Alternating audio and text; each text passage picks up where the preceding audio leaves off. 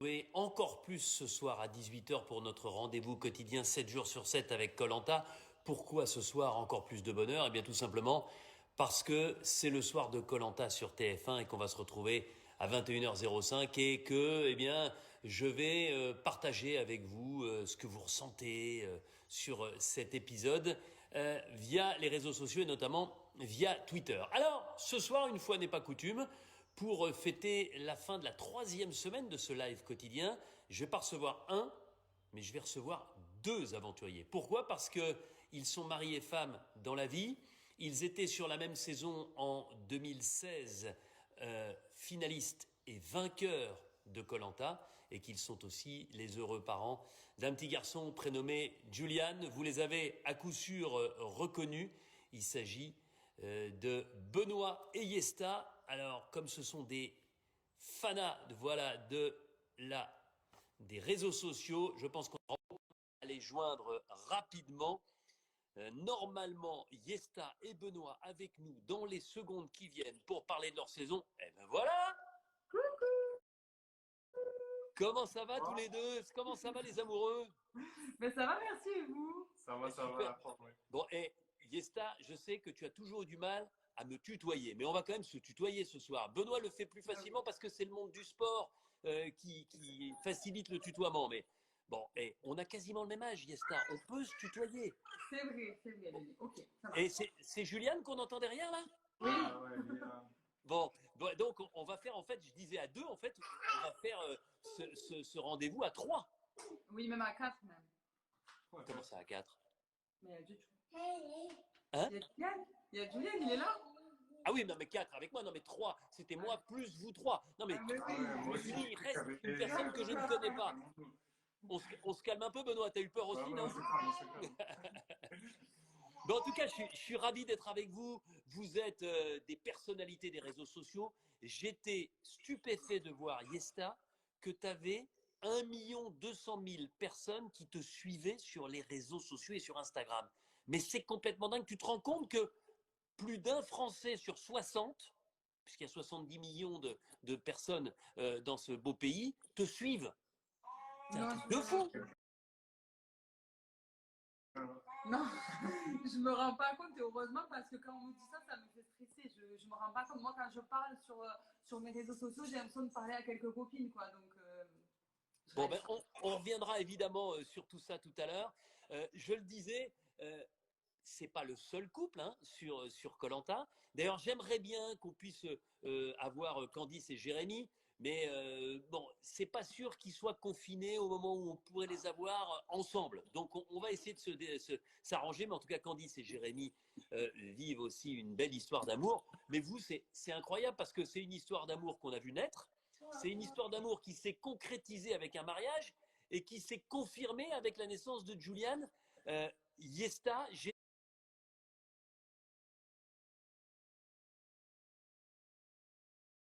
l'impression que depuis que tu as rencontré Benoît, et ton sourire est là pour le traduire, tu nages en plein bonheur. Elle est rayonnante, je trouve aussi. Non, mais enfin, c'est vrai que. C'est vrai qu'en fait, j'ai l'impression que tout nous sourit, donc je touche du bois que j'espère que ça va continuer comme ça, mais pour l'instant, on peut pas rêver mieux, c'est sûr. Benoît, c'est quand même une histoire géniale. Tu réalises un rêve incroyable en gagnant Koh Lanta, et en plus, tu trouves ta femme, qui plus est, ta finaliste. Non, ouais, c'est incroyable. En vrai, je sais pas, c'est le destin. C'est le destin, c'est un truc de fou. Il y a deux équipes différentes. On est dans la même saison, à peu près le même âge. Mariage, bébé, c'est trop beau. En vrai, c'est trop beau, je te jure. Bon, et moi, on va revenir là-dessus, mais franchement, euh, est-ce que pendant Koh Lanta, et on reviendra épisode par épisode sur les faits marquants qui vous concernent, mais est-ce que toi, Benoît, franchement, t'avais repéré la jeune Yesta? Non, en vrai, je te dis la vérité, Denis. Ouais. Je l'avais repérée parce qu'elle est jolie, tu vois, c'est d'une manière objective. Mais il y avait rien d'ambigu. Non, mais sans que ce soit ambigu, est-ce que tu te dis, elle est pas mal? Ça pourrait être un jour, qui sait, ma petite amie. Je parle même pas de mariage et même pas d'enfant à ce moment-là. Hein. Denis, je te jure, j'étais là pour gagner. En vrai, c'était mort. Mon cerveau, il était programmé. Fallait que j'aille au bout, fallait que je gagne. Et je pense que Yesta, c'est pareil. Il n'y avait pas de Bon, séduction, il n'y avait rien. à l'époque, et les gens qui ont regardé cette saison vont comprendre tout de suite, mais on va l'expliquer dans un instant. À l'époque, tu avais un anneau, mais ce n'était pas l'anneau du mariage, c'était l'anneau d'or qui te permettait Et ouais. d'accéder à la finale tout de suite. Putain, je te jure, hein, j'ai eu 2 belles bagues dans ma vie. L'anneau d'or, ça me fait gagner koh et l'anneau de mariage. Franchement propre, hein, moi je suis bien. Bon, Yesta, dis-nous la vérité, toi. Est-ce que le beau gosse, là, tu l'avais repéré à l'époque? Mais je m'étais dit quand même que c'était un beau garçon. Hein. Voilà, il est grand, brun, mignon. Enfin, voilà. Bon, je l'avais vu, mais c'est vraiment quand on a fini les poteaux, comme si ça y est, on pouvait ouvrir les yeux et comme si toutes les barrières du jeu tombaient. Et là, vraiment, je l'ai trouvé encore plus intéressant. Alors, en fait, le petit flash, le regard qui change tout, c'est juste après les poteaux? Ouais, franchement. C'est ça, mais en fait, tu sais pourquoi je pense? Parce qu'on était trop dans l'aspect stratégique. Moi, il y a ça, je ne lui faisais pas confiance pendant toute l'aventure.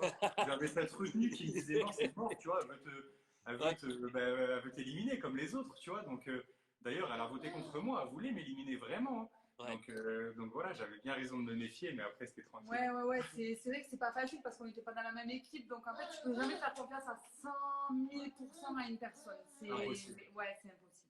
Ouais, d'autant que tu étais super méfiante quand même, Yesta, toi. Hein. Tu voyais un peu des stratégies partout dans cette aventure. Hein.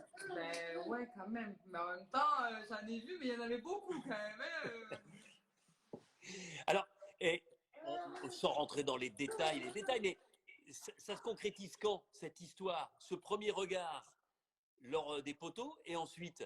Ben, en fait, après les poteaux, on gagne une espèce de mini confort, on part en pergola et c'est vrai qu'on a eu un petit peu de riz, tout ça. Et Ouais, c'est que le moment en fait où les deux finalistes, hein, puisque Benoît te choisit pour aller en finale, les deux finalistes, vous avez cet après-midi après les poteaux, avant le conseil final, qui est une sorte de parenthèse un peu enchantée parce que Magnifique. là, il n'y a plus de privation. C'est vrai qu'on vous donne un peu de riz, il y a souvent des fruits à manger. Enfin, l'aventure est quasi terminée et c'est un petit sas de décompression, c'est ça, non? Ouais, c'est ça. Et justement, c'est ce sas de décompression-là qui nous a permis de, je sais pas, de lâcher prise vraiment et comme si tout était redescendu d'un coup. Et voilà, les sentiments, ils sont ressortis. Là, c'est à ce moment-là que Je pense. l'histoire, elle naît. Ben non, elle n'est pas née à ce moment-là, mais après. Ah bah, Non, et Benoît, Benoît, il nous a dit Moi, je suis oui. emballé, moi, c'est bon, c'est bon. Et Benoît, il pensait que c'était là, et toi, tu dis non, Yesta. Non, mais si, mais en fait, Au jury on se final, je connaissait même pas parce que même pendant l'aventure, on n'a jamais vraiment discuté, Benoît et moi. On était toujours avec plein de monde et on n'a jamais vraiment pris le temps. On n'a jamais, je savais rien de lui et en fait, c'est après le jeu, on est resté 3 jours sur l'île avant de rentrer tous en France. Et c'est vrai que là, ben, en fait, on n'avait plus envie de dormir, on n'avait même pas envie de manger, on avait juste envie d'être ensemble. Et c'est là qu'on s'est rendu compte. rattraper le temps perdu, ouais. Ouais. Ah ben c'est dingue. Ah ben attends, là, on ne vous voit plus. Est-ce qu'on va vous retrouver? Attention, au moment où Benoît a dit on va rattraper le temps perdu, ah ben voilà, vous êtes de retour, comme par miracle, ça pour notre plus grand bonheur, et ça dure depuis 2016. Ouais. Et d'ailleurs, j'ai eu Candice au téléphone aujourd'hui et on s'est rappelé que ben là, c'était le 21 avril qu'on était parti, donc ça va faire 4 ans. Ouais, c'est dingue. Tiens, j'en profite d'ailleurs pour tous ceux qui nous écoutent, qui auraient envie de se retrouver dans la même situation que la vôtre, gagner koh être finaliste, connaître les poteaux, l'orientation et qui sait rencontrer l'amour. Koh le casting sera fermé ce soir à minuit. Hein, vous avez jusqu'à ce soir minuit pour envoyer votre dossier. Vous pouvez aller sur MyTF1 pour découvrir toutes les modalités, tout ce qu'il faut faire. Et comme on est dans une situation assez exceptionnelle en ce moment, vous n'êtes pas obligé de passer par la poste. C'est-à-dire vous pouvez envoyer votre dossier avec les photos, avec tout ce qu'on vous demande, par mail. Donc si vous avez encore envie, il vous reste quelques heures. Donc dépêchez-vous. Franchement, ça vaut le coup. Et alors donc à ce moment-là, vous rentrez en France, parce que c'est vrai que c'est brutal. Vous rentrez en France, et là, l'histoire d'amour naît. Mais en fait, lui, il était en Bretagne. Ben oui, du côté de Lorient, et toi, tu étais à Toulouse. Voilà, dans le sud, donc on était très loin. Lui, il faisait son foot et tout. Donc, et en fait, j'ai eu la chance qu'il ait son meilleur ami d'enfance qui habite à Toulouse. Et donc, ben, subitement, il a eu envie d'aller voir son meilleur ami d'enfance, comme par hasard. Ouais, et donc, il l'a vu 2 minutes sur un week-end, c'est ça? C'est un peu ça en vrai en plus, hein, le pauvre. C'est vrai. Et c'est vrai que, bon, après, on a mis quand même le temps parce qu'on voulait être sûr de nos sentiments, on voulait pas se précipiter parce que si jamais on se mettait ensemble, il fallait qu'il déménage, il fallait qu'il quitte le foot, il fallait qu'il aille à Toulouse, c'était beaucoup de chamboulements. Et du coup, on a mis 2 mois à se voir, à se parler pour être vraiment sûr de si c'était pas juste l'euphorie du jeu et si c'était vraiment quelque chose de sérieux. Bon, il y a Sandro, le candidat belge de koh qui dit Benoît, il a une bonne tête de breton. Je ne sais pas si lui, il a une tête de belge. Je prends ça comme un compliment, écoute. Voilà, exactement. Bon, et si on revient sur ce koh ça se déroule sur l'île de Koh Rong au Cambodge. Qu'est-ce que vous avez comme souvenir de cet endroit?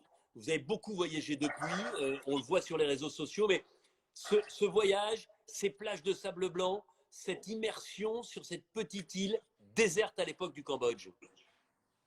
Koh Rong, que le Cambodge, ça restera toujours un endroit symbolique et particulier forcément pour nous. D'ailleurs, on y est retourné, on y a amené toute notre famille après pour qu'ils puissent vivre et découvrir un petit peu là où on a vécu cette expérience. Et c'est vrai que c'est juste incroyable, c'est magnifique. Mais en même temps, je crois que j'ai pas vu un Koh Lanta où les décors étaient nuls. Ah, c'est clair, on fait rarement ça dans des endroits dégueulasses. Ça, c'est vrai. Et vous savez par contre que Koh Rong, je l'ai déjà dit il y a quelques jours, je ne sais pas si vous étiez avec nous, mais c'est terrible cette zone-là. Sihanoukville est devenu un paradis du jeu, c'est le Las Vegas du sud-est asiatique. Le casino et tout, j'ai vu. Non, mais c'est horrible. C'est devenu horrible, horrible, horrible. Même les Français qui avaient, vous savez, des petits restos, des petits hôtels sur la plage se sont sauvés. Koh Rong a été annexé effectivement par le tourisme de masse chinois, le tourisme coréen. Et franchement, les plages désertes ne ressemblent plus aux plages désertes de l'époque. Et voilà, Koh Rong est devenu pratiquement une île station balnéaire pour les Chinois et les Sud-Coréens notamment. Et pour ceux qui vont là-bas, soit pour jouer à Sihanoukville, soit pour vivre leur lune de miel. Bon, et on comprend que vous soyez obligé de vous occuper un petit peu du petit Julian. C'est magique parce que ce Koh Lanta, c'était l'île au trésor. On rappelle rapidement, il y avait la possibilité pour un aventurier d'aller sur cette île où il y avait un parcours fait de 9 étapes avec une orientation à trouver pour atteindre un coffre à l'intérieur duquel il y avait un anneau en or. Celui ou celle qui trouve cet anneau en or, quel que soit le moment de l'aventure, se qualifie directement pour la finale. Benoît, évidemment, on y reviendra tout à l'heure parce que toi, c'est ce qui te permet de te qualifier pour la finale. Au moment où j'annonce ça, c'est quand même une carotte supplémentaire, une formidable opportunité d'aller en finale sans passer par toutes les étapes normales de Koh Lanta. Ouais, clairement, c'est un truc de fou. Déjà, on est choqués, mais je pense que ça, c'est dans chaque saison. Comme la saison après nous, c'est passé à 3 équipes. Là, avec les héros qui arrivent cette saison, tu vois, chaque année, tu peux rien prévoir. Parce ouais, mais là, quand même, là, aller en finale. Mais moi, quand vous avez expliqué cette règle, j'y croyais même pas. Je me suis dit, à tout moment, à un moment donné dans le jeu, ils vont nous mettre une carotte et en fait, ça va pas se produire comme ça, c'est pas possible. Je me disais, c'est incroyable. On n'a jamais vu ça dans Koh Lanta, franchement, accéder comme ça directement à la finale. Bon, d'abord, avant la finale, on revient au 4e épisode. Et là, Yesta, tu optes pour une stratégie un peu d'isolement avec l'ami Jérémy qui aurait pu te coûter cher. Tu t'en souviens quand même où il y avait quand même Jérémy Yesta d'un côté et le reste du monde de l'autre. Ouais, c'est vrai que j'avais pas trop d'atomes crochus avec mon équipe. Voilà, après, j'étais un peu plus jeune et à l'époque, je faisais pas trop d'efforts. J'avoue, j'étais un petit peu tête de mule. Si j'avais pas de tu pouvais être bougonne un peu, hein. Tu boudais parfois. Voilà. Hein. Voilà, si j'avais pas envie, j'avais pas envie. Et en l'occurrence, j'avais pas envie de m'intéresser à eux, donc c'est pas forcément un très bon comportement, j'avoue. Mais Jérémy partageait un petit peu mon avis, on se sentait pas à l'aise dans son équipe, donc en fait, on s'est isolé un peu par dépit ensemble parce qu'on ne s'y retrouvait pas du tout. Et c'est vrai qu'ils avaient très rapidement les plus anciennes de notre équipe, c'était quand même un petit peu ralliés ensemble et on s'est vite retrouvés de côté, donc voilà. Bon, Benoît, elle a changé? Elle a changé. Ah, vraiment, elle a changé, elle s'est apaisée, elle est beaucoup plus calme. Non, mais c'est vrai. Hein. À l'époque, en même temps, on avait 24, 22 ans. Ouais. On était encore, on était fougueux, un petit peu foufou et tout. Maintenant, c'est bon, on est rangé, on est père, mère, on est plus calme. C'est formidable de vous voir comme ça, et c'est vrai, avec cette maturité. Bon, le 6e épisode